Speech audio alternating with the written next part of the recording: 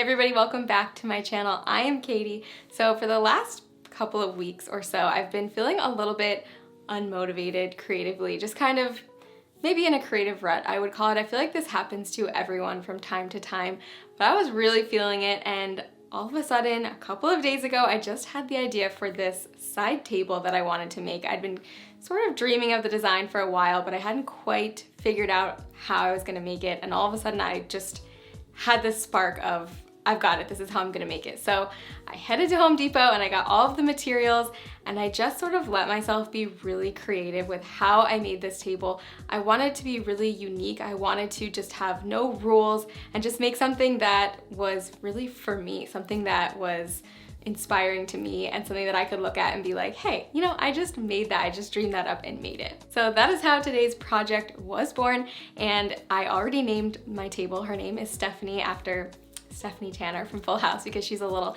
80s chic and she's fun, and I just thought that would be the perfect name for her. So today I'm going to share how I made Stephanie the side table. So let's go back and talk about how this whole thing got started. So my husband, Mike, ordered a new piece of workout equipment. It was a metal bar, and it came in this really long, heavy-duty cardboard tube, and knowing me as well as he does, he was like, hey, do you want me to save this because maybe you could use it for a project? And of course, he was right. I immediately thought that could be used for table legs. So we saved it, and I just thought these would be perfect because I wanted the table to have chunky legs, and this was the perfect size. So I started out by marking every 20 inches on the cardboard tube with a Sharpie marker. I wanted the table to be a little bit higher than your average side table, so I made each leg 20 inches and I cut 3 legs total. I took this out to the garage and used a compound miter saw to cut at each of the marks. You could probably also cut this with a hand saw, but you just have to be really careful. It would take a little bit longer, and you'd want to make sure you got a really nice straight even edge.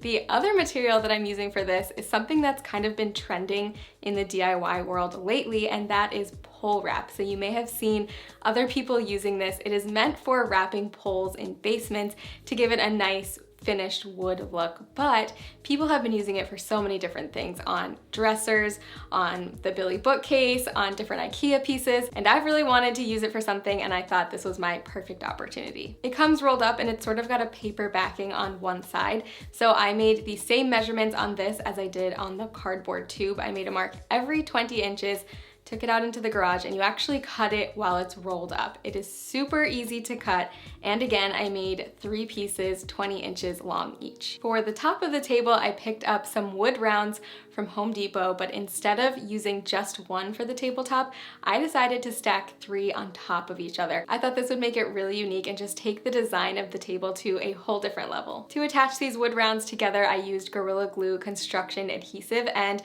this is meant to bond so many different materials. It's very strong, and it's really good for bonding wood together. So I wasn't really super precise about how I applied this. I just kind of did a bunch of lines around each of the circles and then stacked them one on top of the other and pushed them down.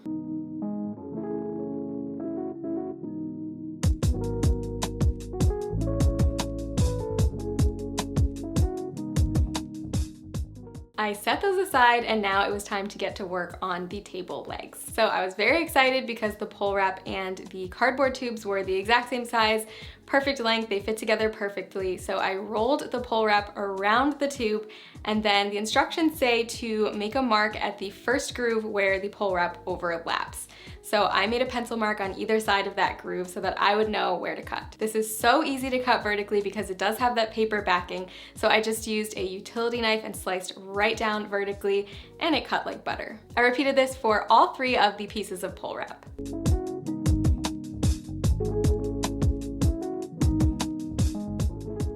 Now to attach these together, I used the same construction adhesive.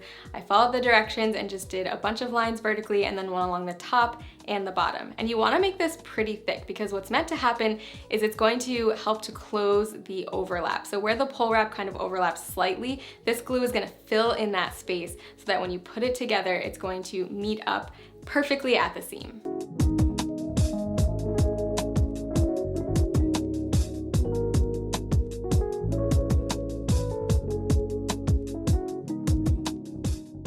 Once the the legs were ready to go, I grabbed my wood circles, put them back on my workspace, and then I spaced my 3 legs evenly on the tabletop. I used a pencil to trace where they were going to go because I wanted to remove them and not forget exactly where I wanted them to be. I added more construction adhesive to the bottom of each leg and pushed it onto the circle that I had traced. I could already tell that this was going to be a super strong bond, especially after I let it cure overnight.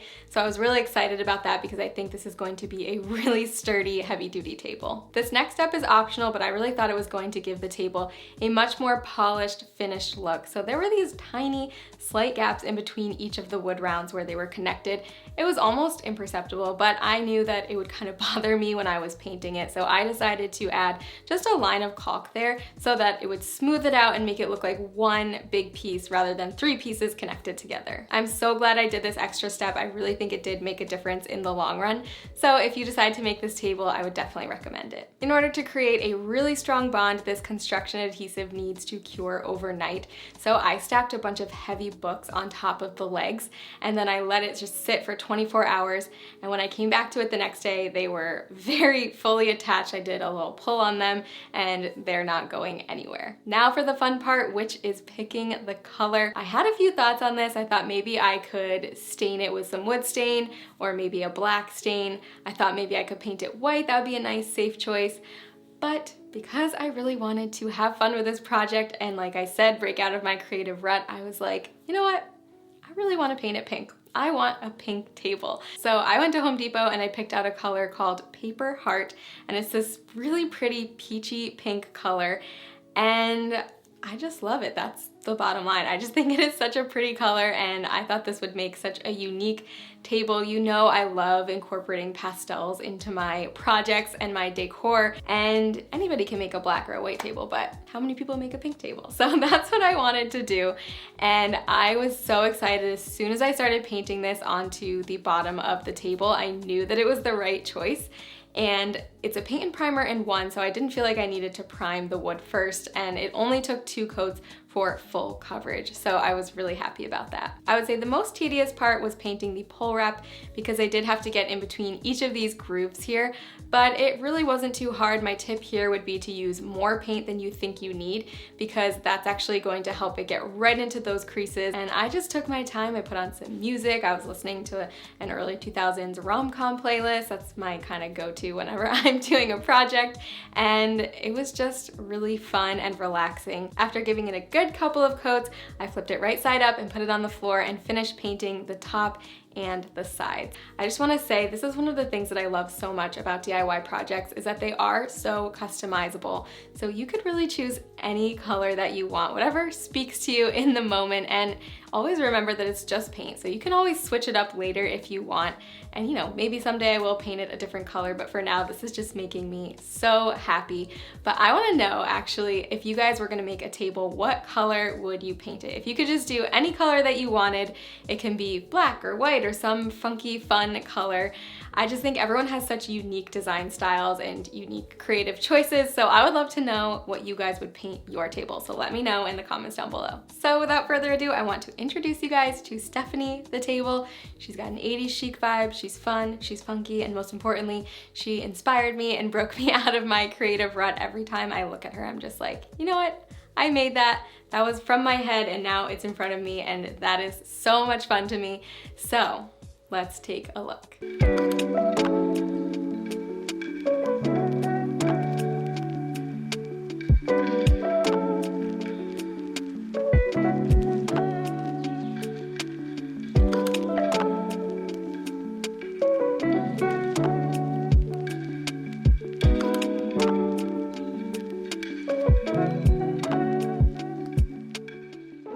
All right, so first of all, let me know in the comments down below what color you would make your table if you made one. I just can't wait to hear all of your different choices. There are no rules, remember that. You can create anything you want. You can paint something any color that you want.